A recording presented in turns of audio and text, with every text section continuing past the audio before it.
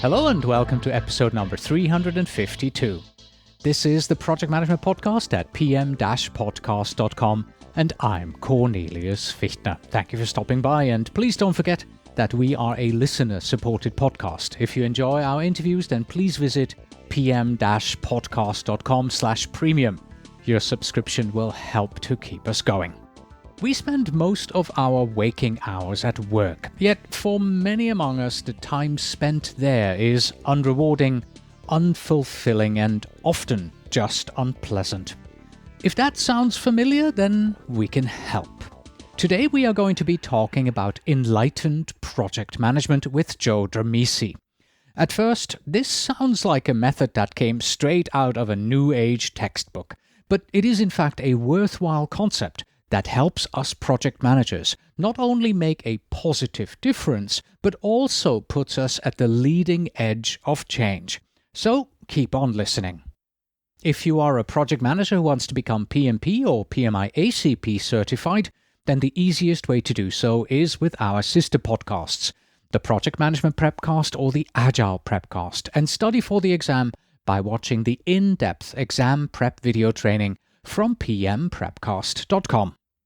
In our interview, Joe and I talk about what Enlightened Project Management is, but then quickly talk about the traits that an Enlightened Project Manager has. We review what such a PM strives to do, believes in, and how she or he works with stakeholders. We close out the interview by learning how EPM is applied on a project manager's day-to-day work, and Joe gives us a technique that is easy to apply to get us started. As you will hear, Joe also wrote a book that contains 101 tips for the Enlightened Project Manager, and we're giving 2 of those away. Please visit facebook.com/pmpodcast to participate. And now, think about why you are a project manager, and enjoy the interview. The Project Management Podcasts feature interview. Today with Joe Dramisi, author, speaker, and project management trainer.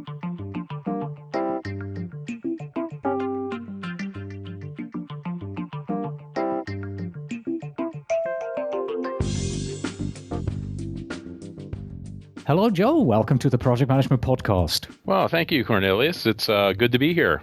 It's a pleasure to have you. So, would you please define enlightened for us? What do you mean by enlightened? Yeah, by the way I'm using enlightened here is, I guess if you were to look this up, you would find the definition for enlightened to give someone greater knowledge or understanding of a subject or situation. And that's really how I'm looking at it. You could take other views. This is more of the less spiritual view, more of the knowledge-oriented view here is the context I'm using it in. Okay.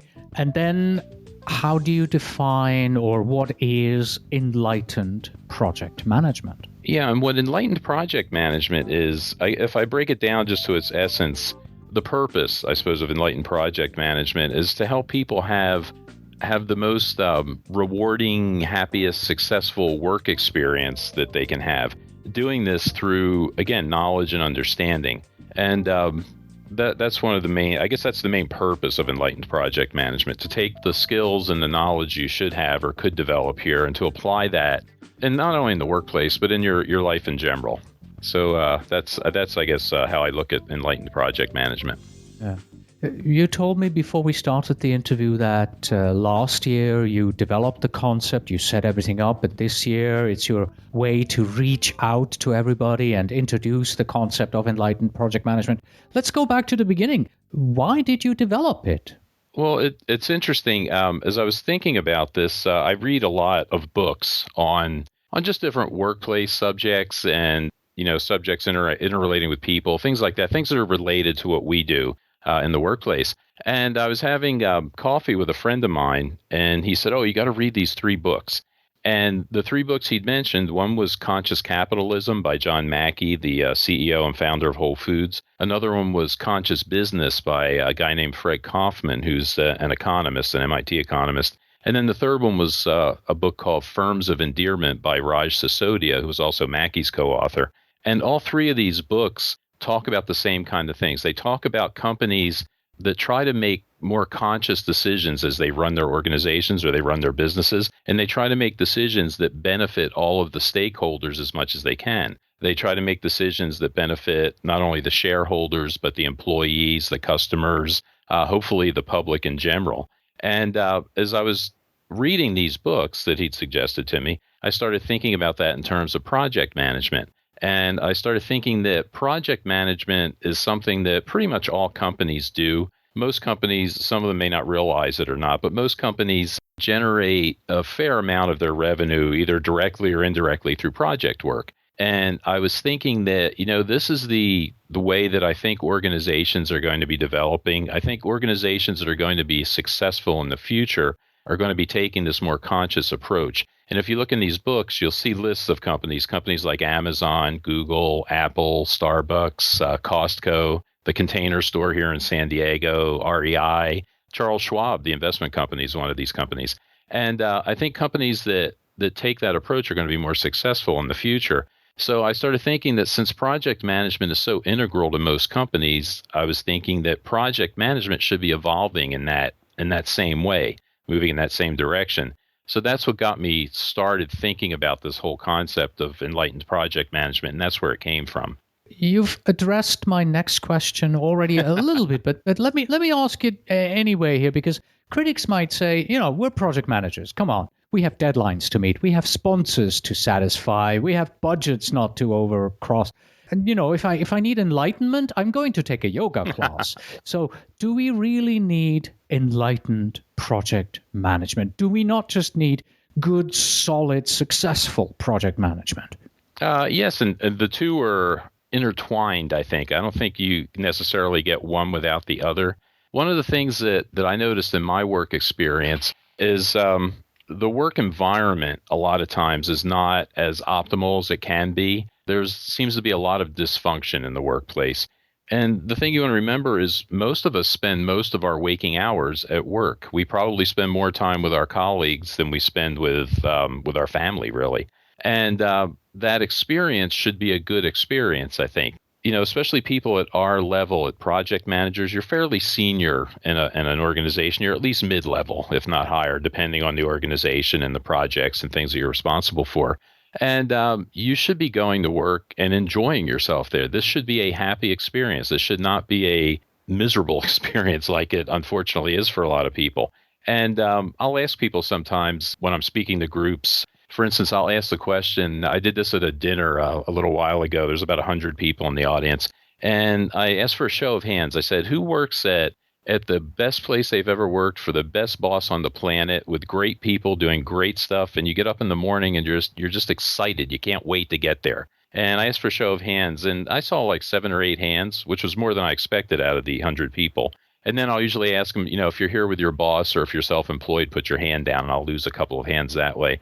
But my argument is that, at our level, I should see half the hands in the room going up. You should enjoy what you're doing at work, because if you're happy like that, you're more engaged, you're more motivated, you're more productive, you'll do a better job, which is better for you. It's better for the organization. It's better for the customers and clients. It's better for everybody. I think that's the reason. If you take the other approach of, I've got schedules to meet and this and that, you've turned it more into a job rather than a career or profession, and I think you won't be as effective. When I stopped by at your website, enlightenedpm.com, one thing that I realized immediately, project management isn't going to be enlightened. It's the project manager, the woman or the man who's leading the project, who's going to be enlightened. So let's take a look. Let's focus on the project manager for a bit here. What does an enlightened project manager strive to do?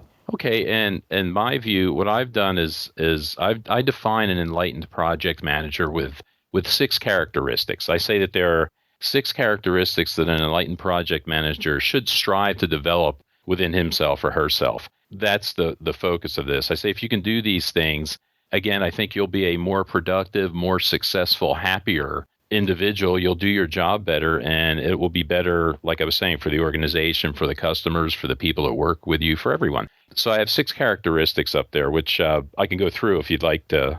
Would you like to hear about the 6 characteristics? Will that help you? Absolutely. Yeah. Okay. Enlighten us. Okay. So the Enlightened Project Manager, the very first characteristic I say is you should develop a very solid foundation, not only in the hard skills of project management, but the soft skills. The hard skills, obviously, you have to know how to do budgets and schedules and risk management and all that stuff that we think about.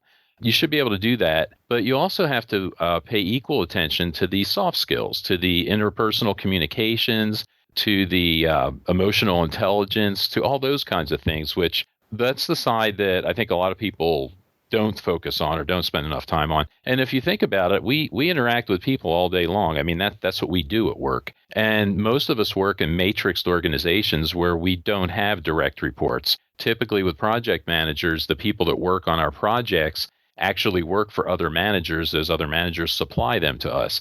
So the better we are at interacting with people, the more successful we're going to be at getting the good people when we want them on our teams and being able to get these people to perform at as high a level as we can get them to perform with or at. And what I'm thinking about, or what I'm saying with that too, is you have to have that solid foundation in the hard skills and the soft skills. And you have to get that through a combination of experience and through formal training or education, because one without the other doesn't work as well. You'll talk to a lot of people, say at work, that have a lot of experience, but they don't have the formal education to go with it. And a lot of times they don't have the mechanics of, say, the hard skills, the formal project management part. One of the things that I notice with project management is it's very mechanical. It's not like physics. If you do this thing, you get that result usually. That was one of the reasons that I do what I do now, or that I got into this kind of work, is because I'd be working, and I teach project management at UCSD. I've taught there for years. I'd be telling my students in the evenings, I teach these classes, and I'd be telling my students, okay, don't do this thing or you'll get this bad result. And I would go into work the next day and I would do that exact thing that I told them not to do, and I would get the exact bad result that I told them they were going to get. And the reason is you can't fight and argue with everybody. And management sometimes has this understanding based on all their experience that, okay, we have to do it this way. Some of us that are trained in it kind of know where it's going to go that way. But I mean, sometimes you're forced into doing it like that. So the experience by itself isn't necessarily real good, but you have to have experience. But the education by itself isn't really perfect either, because if you just have the education and the theory, you don't have a good feel for what's realistic, what can I apply in my particular work environment, and what's not going to work. So you need to have both. So as an enlightened project manager, I say you should strive to get both, to get the hard skills and the soft skills through that combination of things. You should be taking classes. You should get certifications. You should be gaining experience. So that's the first characteristic I talk about. The second, which is kind of goes along with that, is to have a lifelong commitment to professional and personal growth as well. You should always be learning. A lot of the managers and people I'll see at work haven't been in a classroom in 20 years. And you just can't be effective that way. You have to keep growing. The other thing, as just a matter of security for yourself, one of the, I think, more sad things that I used to see in the workplace when I was there, I came out of engineering, so I would see a lot of engineers that would do this. They'd come in to work in the morning. They'd get there at 6:30 or 7. They'd work all day till 6 o'clock, 6:30 at night, come in on some Saturdays during the month. And that's all they did. They had no involvement in professional groups like PMI or IEEE or anything like that. No other pursuits, no volunteerism, no nothing, just that work. They wouldn't take classes or do anything. And then what would happen sometimes is, because different things would be going on at work, people like this would get laid off. And now they have nothing. They have no network set up because they're not involved in any other organizations or anything like that. They're not current on certifications, on training or schools. And they have a real tough time. And, and it's kind of sad. So I say as an Enlightened Project Manager, you should make a commitment to lifelong learning and growth. The third characteristic is an understanding and a belief that people truly are the most valuable asset your company has. And a lot of companies say that, but a lot of companies don't really behave that way. As an Enlightened Project Manager, you should really have that belief. And again, I was saying you're fairly senior in most organizations, so you've got more power probably than you think you have. And you're more of a role model a lot of times than you might think you would be. And you should be using that to help the people that you interact with, the people that work for you, grow both professionally and personally as well. The fourth characteristic I talk about is an ability to distinguish between a healthy and an unhealthy work environment. Unfortunately, unhealthy work environments are pretty common for a number of different reasons. And as a project manager, as an enlightened project manager, you should be able to learn how to recognize the characteristics of an unhealthy workplace and a healthy workplace culture. And you should be doing everything you can to help your organization develop and maintain a healthy workplace culture. So that's the fourth characteristic. The fifth one is a commitment, again, to a conscious project manager or a stakeholder relationship management approach, I guess. And what that means is when you're interacting with the various people at work, because remember, at least in the PMI world, we define stakeholders as anyone that could be impacted by or that could impact your project, really. So that's a pretty broad definition. So when you're interacting with these people, you should go at it with a win-win approach. Try to make decisions that benefit both parties here as much as you can. It takes a little longer to do it that way, and it's a little harder, but the payoff is well worth it. So an enlightened project manager would know that. And then the last characteristic, a commitment to make a positive difference or to be a contribution to things. So when you interact with people, I guess the easiest way to explain that one is when you interact with someone, you should go at it in such a way that that other person walks away from that experience saying, man, that was a great experience. I'd like to do that again with this guy. I'd like to work with him again on something. So those 6 characteristics are how we define an enlightened project manager. All right. Let me summarize. Number 1, training. Number 2, a commitment to grow and learn. Number 3, believe in people as the most valuable resource that your company has. Number 4, an ability to see a healthy or an unhealthy work environment. Number 5, commit to a conscious stakeholder relationship. And number 6, make a positive difference. That seems like a big commitment next to having to manage my project. And yes, it is. But again, this is what you spend most of your waking hours doing this. Why not do it as well as you can possibly do it? You should be, like I said, the hard skill part of it, you should know this anyway. One of the things that's interesting, one of the homework assignments I do with my students at UCSD is I'll have them go out and interview working project managers and program managers. And there's a series of questions they ask them, and then they come back and we talk about them. And we talk about what they found out. And some things are very consistent from student to student and from class to class. And it works well for me because I have no idea who they're going to talk to. They go find their own managers to interview. And one of the things that they find out is about 75% of the people that are out there working as project managers and program managers have no training. They have no certification. They have no formal classroom training in this. They've learned everything they've learned on the job. And that's also about the same percentage, about 75%, is what PMI and other organizations say. That's about the percentage of projects that have problems, that don't perform well in terms of their budget, in terms of their schedule, in terms of their requirements. So the two are kind of related there. So, I mean, this sounds like a lot of stuff, but you should be doing this anyway if you want to be good at your job. So, I think the Enlightened Project Management maybe focuses it a little bit more and maybe puts it into perspective.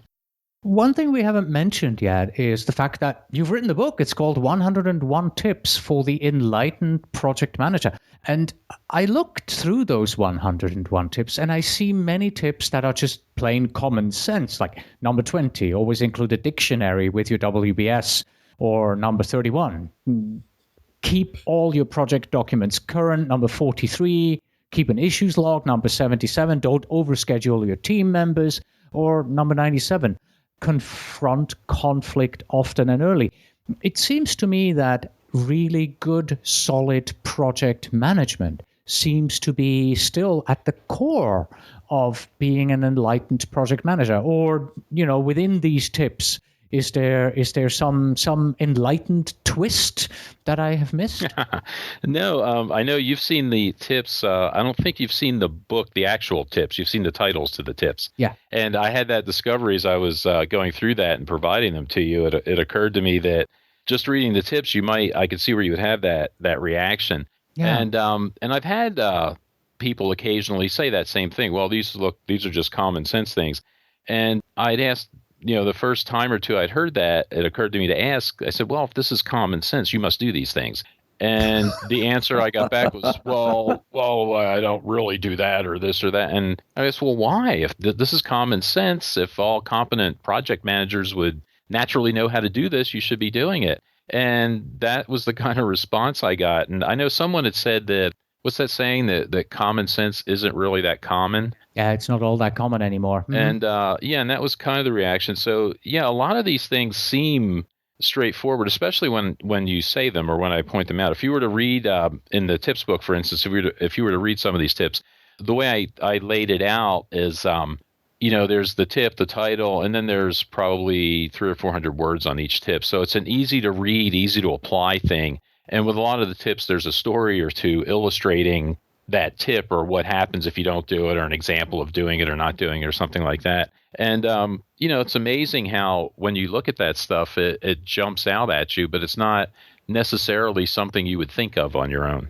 I also see a lot of agile terminology in your tips: co-location, information radiators, caves and commons, retrospectives, daily stand-ups. How influential was agile when you developed Enlightened Project Management? Oh, I think Agile was very influential in Enlightened Project Management, or the development there, because so many of the philosophies in the Agile methodologies are very, very similar to what I'm talking about in the Enlightened Project Management. The concept of a servant leader, for instance, in the Agile world is much more in line with the Enlightened Project Management approach than, say, the PMI approach, where we take more of a command and control type project manager in that environment. And I think in the future, I think more of the Agile ideas, I think, are more fitting for the workplace, because one of the other things I talk about with Enlightened Project Management, and one of the other things that inspired me, was that the workplace is changing. The workplace and the workforce both are changing as we go forward.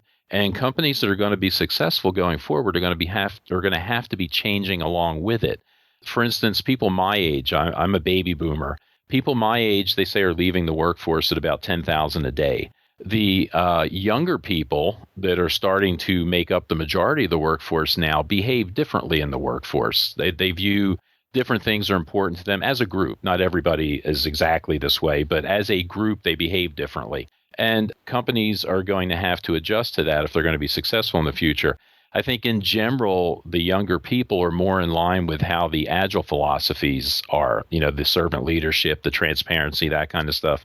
And aside from that, there are just great tools in Agile that I always teach people in the traditional world that we should be using. You don't have to be doing an Agile, or you don't have to have an Agile environment, for instance, to have a daily stand-up meeting. I think a daily stand-up is great in the traditional project management world, as long as you follow the rules. You have to, it's got to be 15 minutes or less. You go around the room or around the team, basically, and it's, okay, what have you done since the last stand-up? What are you going to do between now and the next one? And is there anything stopping you that you need help with? And, there's no reason at all why we can't do that. There's no reason at all why we can't use retrospectives. So I think, no, they're intertwined, definitely. And a lot of the Agile philosophies fit very well in with the Enlightened Project Management approach. Every project is different, and as project managers, we're all pretty diverse. So will all project managers benefit from applying Enlightened Project Management in their daily work? Oh, yes, absolutely. And, and it's not just project managers. I mean, I come from a project management background. That's my background, my area of expertise. I teach it. I've worked in it for years and years. So it was natural to develop this from that approach. But realistically, a lot of the things that I talk about in Enlightened Project Management tend to be more soft skill oriented, which makes it appropriate for really anybody, not only in management, but really anyone that works in the workplace. If you interact with people in the workplace, these things will be helpful and beneficial to you. So it's not just limited to project managers, although project managers will benefit, like I said, greatly from this. Just the obvious things. I talk about certification, the hard skills, developing that solid foundation. In my experience, and I hear this from students all the time, because I teach, one of the other things I teach is PMP exam prep courses. And so most of the people in the class are working project managers. And we talk about these things. And people, it's amazing how many people out there struggle with their projects over, things like maintaining the budget and the schedule. Yet they don't routinely do a work breakdown structure. They don't routinely do a scope statement, a detailed description of scope, which people like you and I are saying, well, that's common sense stuff. Well, yes, because we're immersed in the training and the certification and all that. But remember, anecdotally, at least 75% of the people working out there are not immersed in this stuff. And they miss the basics. They don't do basic things. And then they have problems and they struggle later and they really don't have a good understanding of why. Again, as an Enlightened Project Manager, you would understand why and you wouldn't have those kinds of issues. One of the things I asked you before we got the interview going here is, what kind of techniques can we apply? And you said, I have one, which involves inductive and deductive communication tendencies. Tell us what that is and how it is applied in Enlightened Project Management. Yeah, and this is an easy kind of thing. And this, again, would fall into the soft skills side. It would fall into the kind of emotional intelligence part of it, or just understanding communications, which is something that we all do this every day. We've been communicating since we were little kids, and most people probably don't do it as well as they could do it. With the inductive, deductive communication tendencies, all of us have these tendencies. And in general, each one of us is either tends to be a deductive communicator or an inductive communicator. And these are not carved in stone. You're not always inductive all the time or always deductive all the time. But in general, you're going to be one or the other. You're going to have this tendency. An inductive communicator is going to tend to want to hear the supporting information first and then the point of whatever the communication is, the point of the discussion. A deductive communicator, on the other hand, is going to want to hear the point first and then the supporting information afterwards. And this is true whether you're the one that's doing the communicating. If you're the one that's putting out the information, if you're inductive, you're going to tend to explain all the background, the supporting stuff, and then get to the point if you're putting out the stuff. If you're listening and you're inductive, you're going to it's going to make more sense to you if they explain all the supporting facts and information first and then the point. And like I said, all things being equal, all of us are either one or the other of those things. My wife, for instance, is a severely inductive communicator. If I ask her a question, I will get 10 minutes of something and then I'll get the answer. And the answer may or may not be to the question I asked. That drove me nuts for years and years until I learned this. And now I understand what's going on, and it doesn't upset me anymore. I might mention it to her, and we'll both laugh about it. It doesn't change anything. She still does it. But at least I'm not getting upset with it because I understand these tendencies now. In the workplace, for instance, say I'm a project manager, and say you, Cornelius, say you work on my project team. And I'm a deductive communicator by nature, and say you're an inductive communicator by nature, but we don't really know this. We've never heard these two terms before. So you come into my office to tell me something. I'm working away at my computer. I look up, I see you, and the first thing I think of is, oh, crap, here's Cornelius. I'm going to have to listen to 10 minutes of something before he gets to whatever it is he wants to tell me about. Now, I don't say anything, but my facial expression, my body language projects that. You coming in the door, you look at it and you perceive this stuff. You don't know necessarily what you're sensing. All you know is, boy, every time I come in here to talk to Joe, he seems upset. He seems anxious. He doesn't seem like he's glad to see me. Well, what's going to start happening is you're going to stop coming in and telling me things. And that's going to make me less effective as a project manager. It's probably going to make you less effective as a team member. And together, we're just not going to be able to do the job as well as we could, all because we don't know this simple thing. Once we know that, again, in the workplace, if I know that, and even if both of us don't have to know it, even if I just know it, I could say, okay, here comes Cornelius. I know how he is, and I'm not going to be upset anymore. Depending on our relationship, I could talk to you about it and explain it to you, and you could adjust your communication style, or I could just ignore it and, okay, I know how he is, so I'm not going to worry about that. Groups tend to be either inductive or deductive in the workplace.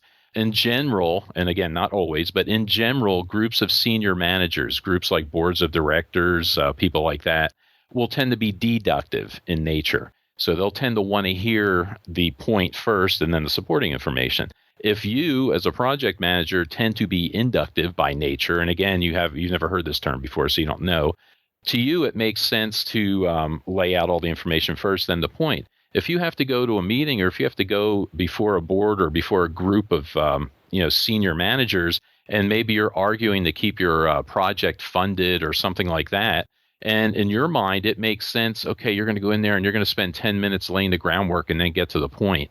From their point of view, they may be getting frustrated, they may be getting irritated because they're expecting to hear the point first because they're deductive as a group, and your presentation may not go as well. You may get bad results. So that's an example of how you could take something just really minor like that, this inductive deductive thing, and once you know it, you can apply that pretty easily in the workplace. So how was that for an example for you, Cornelius? Does that work? That works, yeah. Thank you. You're welcome. Well, let's close the interview and let's help our listeners here to get started. Do you have maybe 2 quick tips for our listeners on how to best get started with Enlightened Project Management? What are the first 2 steps, other than reading the book, that I can take? Read far enough to look at the develop those 6 characteristics that I think that I mentioned earlier, and probably the first 2 I think are the most important. Getting that solid foundation and the hard skills, because you really have to know that, but the soft skills as well. And I almost want to say the soft skills are more important, but I think I'm stuck at 50-50 right now. I think they're both equally important. But making that realization, and then the second characteristic of really accepting that lifelong commitment to professional growth as well as personal growth too, because personal growth is an important thing. I talk about I'm a very big advocate of volunteering. And I tell my classes this kind of stuff all the time. It's important to grow professionally, but it's also important to grow as a person and do other things. For instance, I did search and rescue here in San Diego for 12 years as a volunteer with San Diego Mountain Rescue. I went from that to I just finished my 12th season as a ski patroller up at Bear Mountain. Again, volunteering. I've been an EMT for 24 years now. All that stuff is outside, kind of personal growth stuff, but it's important. It'll help you do your job better, and it helps you with a lot of other things. So in that path toward enlightenment, I would say those are the first 2 good steps to take. Excellent. The book is called 101 Tips for the Enlightened Project Manager, written by Joseph Dramisi, and you can go to enlightenedpm.com and you'll see the book right there on the right-hand side. It is also available on Amazon in paperback and Kindle. Thank you very much for your time today, Joe. Okay, you're welcome, Cornelius. Thank you. And that was our interview with Joe Dramisi on Enlightened Project Management.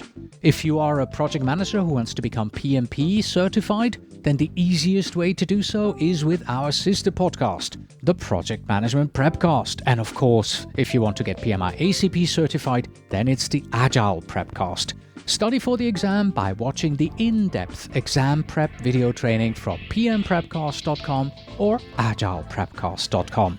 And of course, don't forget to stop by at facebook.com/pmpodcast for a chance to win a copy of Joe's book. We will draw a winner about 3 weeks after the first publication of the interview that you just heard. And that's it. Thank you very much for listening. As always, you can find us on the web at pm-podcast.com. Please send your emails to info@pm-podcast.com. And when you write, yes, please do tell me where in the world you are writing from. And finally, we have this. Enlightenment doesn't care how you got there. Until next time.